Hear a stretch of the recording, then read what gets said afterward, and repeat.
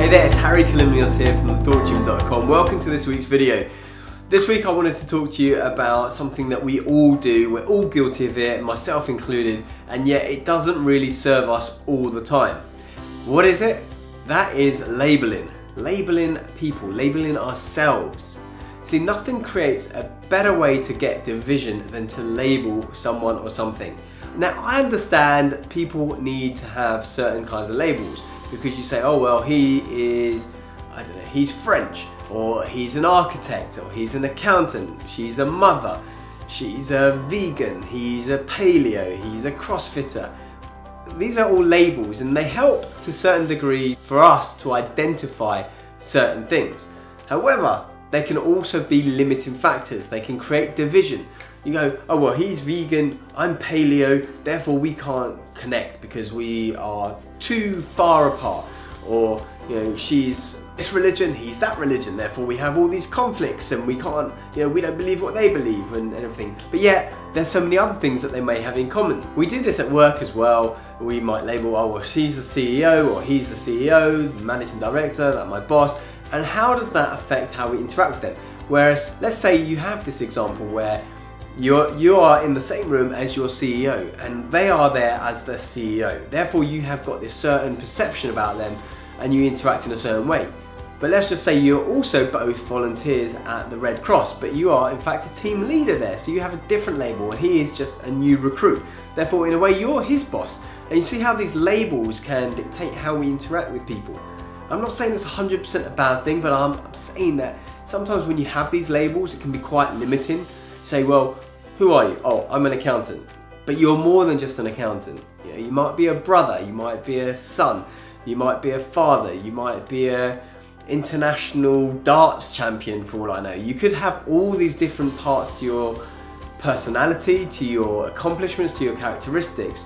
And that when we decide upon labels, when we say that we're certain something, we find it difficult to shift.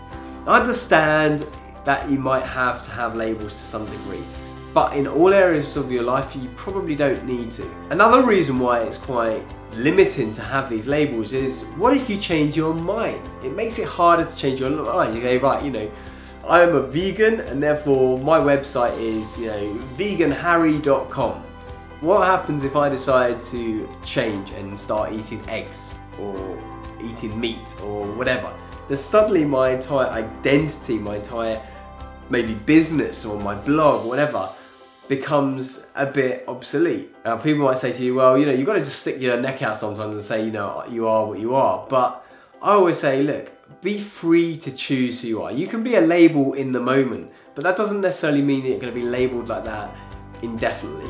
If I choose to eat meat again, then I'm free to eat meat again. I'm not labelling myself as a vegan, or if I'm a paleo, I'm labelling myself as just a paleo, whatever it might be. I just think this idea of labels is such a bad idea for the most part. So think about what labels you currently assign yourself. Maybe you say that, you know, it might be, oh, I'm just no good at maths. It might be something like that. You've labelled yourself as being someone who's no good at maths, and therefore you're not going to really seek to change that, because you're going to seek to find things that actually substantiate the label that you put onto yourself.